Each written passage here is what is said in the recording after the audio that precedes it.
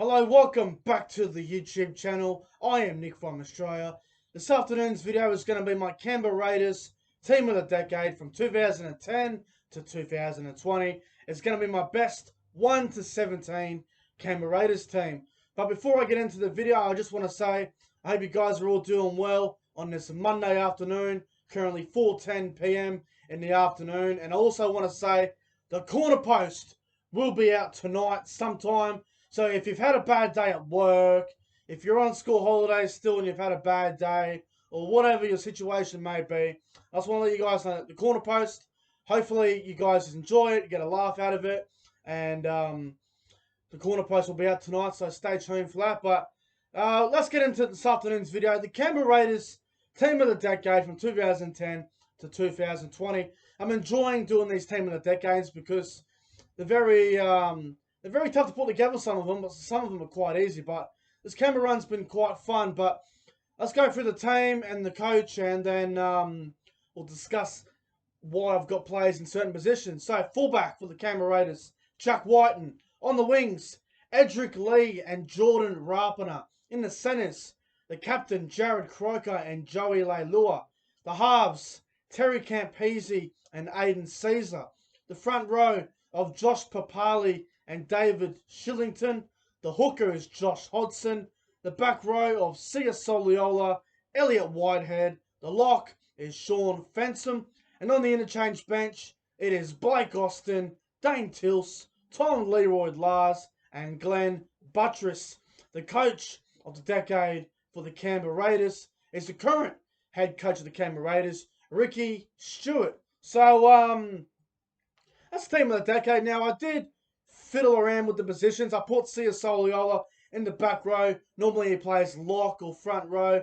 Occasionally he plays on the edge, but I think he needs to be in the starting side somewhere. So I decided to put him out of position a little bit and put him on the edge. But we'll start off with Jack White. I got him at fullback. Now, he only went to 5'8", I think, in 2019. So he's only been playing 5'8" for about 2 years now, going on 3 years. So, you know, he played fullback for most of those years for the Canberra Raiders. And he was a good fullback there for a long time for the Raiders. And I thought he did a terrific job for so many years. They really just stuck with one at fullback. They didn't really have any fullbacks. They had Josh Dugan, but then when he got sacked, they didn't really have anyone.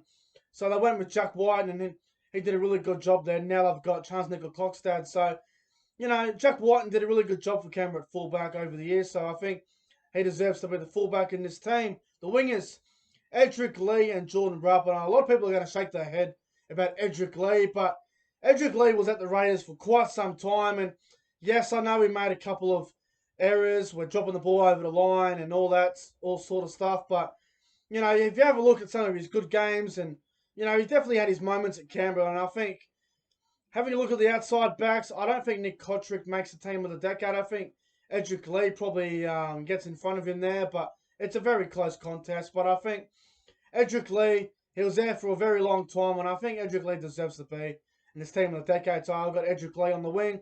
Along with Jordan Rapana, who's been there for quite some time now. I think Jordan Rapana picks himself. He's one of the first outside backs picked in this team of the decade. So you just have to have a look at all the tries and all of Jordan Rapana's efforts at Canberra. So I think he deserves to be on the wing as well. The centres, Jarrod Croker and Joey Leilua. Now, Jarrod Croker's been at Canberra his entire career. He's a very loyal Canberra Raiders player. He's a one-club player. He's a legend of the club. And I think he's probably one of the first couple picked in this team of the decade. So you just have to have a look at Jarrod Croker's career at Canberra, and you automatically put him in the team. The other centre was Joey Leilua.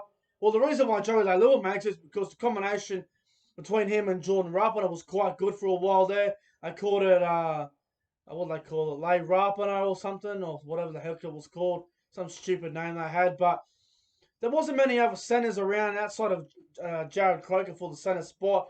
I think Leilua did a pretty good job at Canberra when he was there. Out of all the clubs Joey Leilua's played for, I think he played his best football at Canberra. So I think Leilua deserves to be in this team. The halves, Terry Campese and Aiden Caesar. Now, Terry Campese was at Canberra, I think, his entire NRL career. I don't believe he played for any other NRL club. I know he went over to the Super League at the back end of his career, but Terry Campese was such a good player for the Raiders. He was a good 5'8".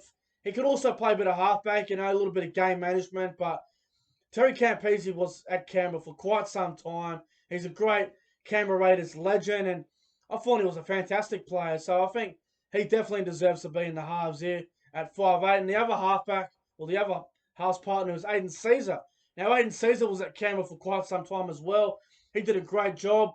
He got the Raiders to the 2019 Grand Final. He got the Raiders to the 2016 Preliminary Final. So, Aiden Caesar's run at Canberra has been quite good. I think he joined them in 2015 or something. So, it was there for a while, Caesar, for probably about 5 years. Now he's over in the Super League playing for Huddersfield. But Caesar's run at Canberra was fantastic, and I think he's a no-brainer for the halfback spot.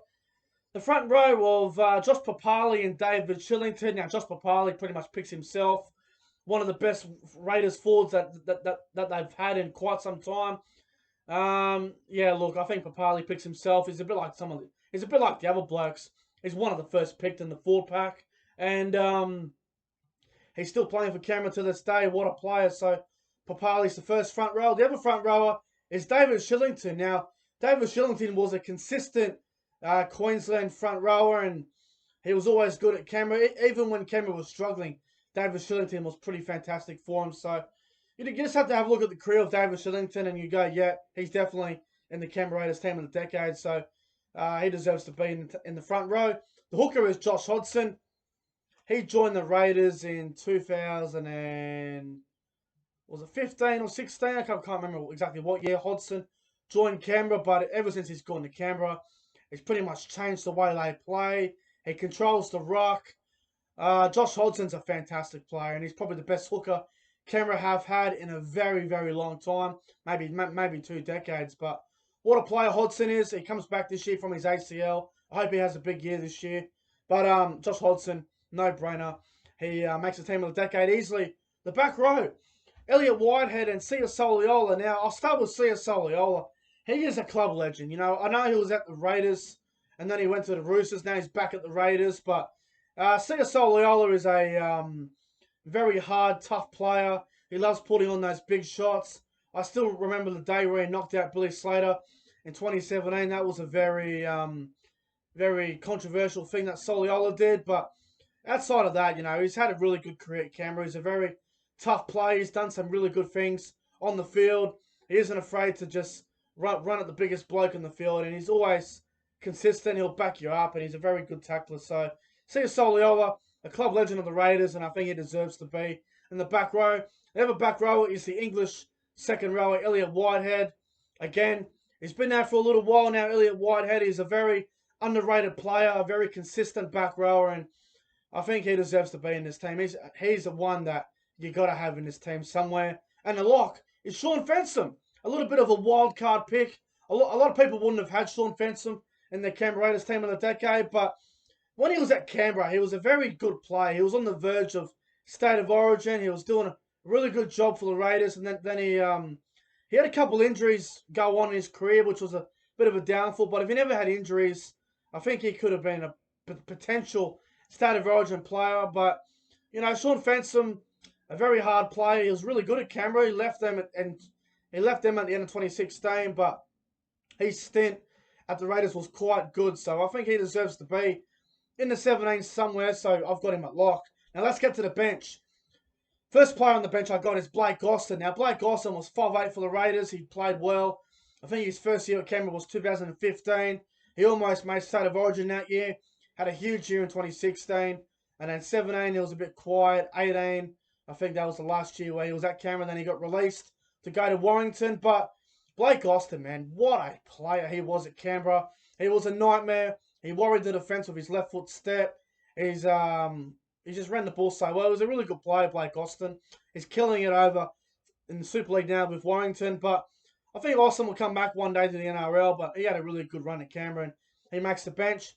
Now, the other two front rows I come up with here are Dane Tilse and Tom Leroy-Lars. Now, a lot of people might not be familiar with Dane Tilse and Tom Leroy-Lars. Now, let me just say this. Tom Leroy-Lars was a really good player. He played a couple of State of Origin games. He played for Australia.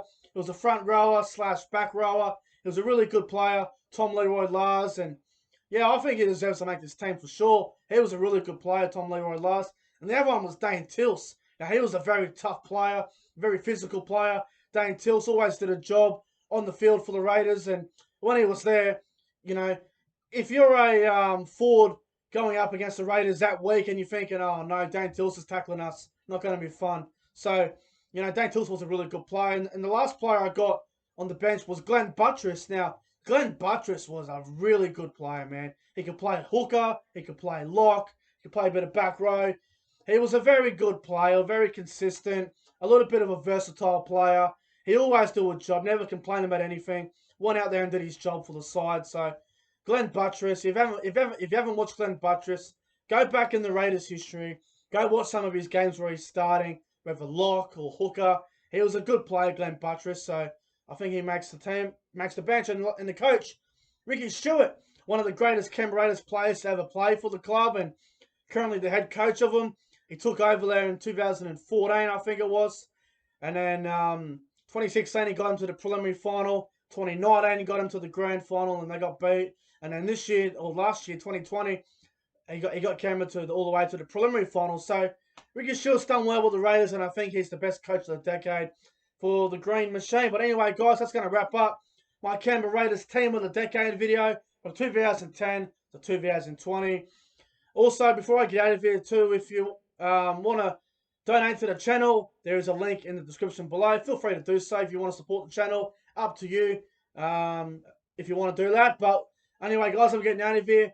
Make sure you guys go ahead and like, comment, and subscribe to the channel. Also, the corner post will be out later tonight, so stay tuned for that. Thanks for watching this video, guys, and I'll see you guys later tonight for the corner post.